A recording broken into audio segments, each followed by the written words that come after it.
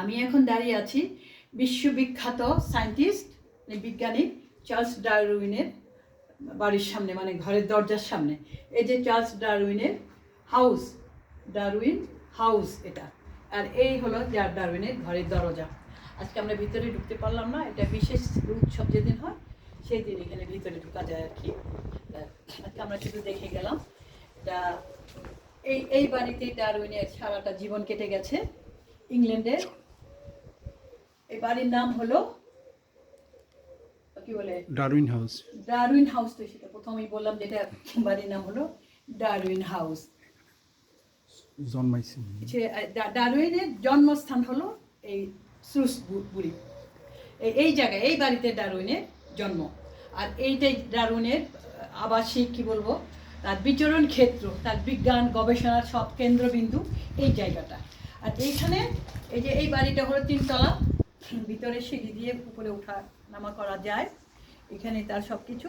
আর এই যে এখানে একটা ওক গাছ আছে, হ্যাঁ, এই ওক গাছের নিচে বা এই ওক গাছের আশেপাশে ডারউইনের বিচরণ ছিল, তার গবেষণার চিন্তাধারা যত কিছু সৃষ্টি হতো তার এই সবুজ, এই খোলামেলা এই ইংল্যান্ডে, এই শ্রুসবুরিতে। আর এই শ্রুসবুরি মানে ইংল্যান্ডের 1000 বছরের নগরী।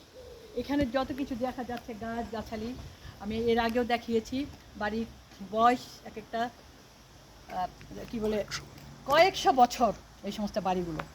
এটা হলো যে ডারউইনের পুরা ইয়েটা আবাসিক ভবন বলা যায় আর কি। এখানেই ডারউইন থাকতে। ডারউইনের তো যে জন্ম হয়েছিল 1802 সালে, আর মৃত্যু হলো 1882 সালে। এই যে এই সমস্ত গাছগুলো অনেক পুরানো, এই যে এই গাছগুলো শত শত বছর এই গাছগুলোর বয়স। এটা ডারউইনের বাড়ির আঙ্গিনা, যেমন দেখাচ্ছি। কত সুন্দর গাছগাছালিতে ভরপুর, শান্ত সুনিবিড় পরিবেশ, ছিমছাম। এই যে ঢালের মতো মিউজিয়ামের মতো, এখানে পৃথিবীর সারা ওয়ার্ল্ড থেকে বিভিন্ন মানুষের, বিভিন্ন ধর্ম বর্ণের মানুষ এই ডারউইনের বাড়ি পরিদর্শন করতে আসে। আমিও আজকে আসছিলাম, আমিও দেখলাম।